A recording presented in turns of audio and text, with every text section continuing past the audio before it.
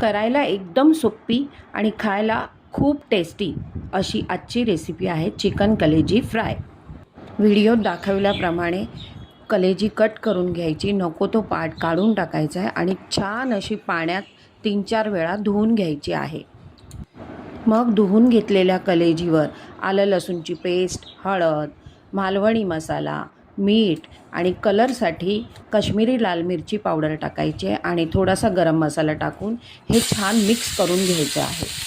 Pan गरम करून त्यावर तेल टाकून मग ही कलेजी त्याच्यावर तळायची आहे, पण सावकाश कलेजी उडते, त्यामुळे त्याच्यावरती झाकण ठेवायचं आहे आणि कलेजी दोन्ही बाजूनी अशी छान फ्राय करून घ्यायची आहे।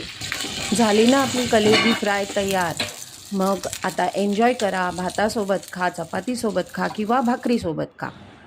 मस्त खा आणि स्वस्त राहा। चला भेटूया नवीन व्हिडिओ।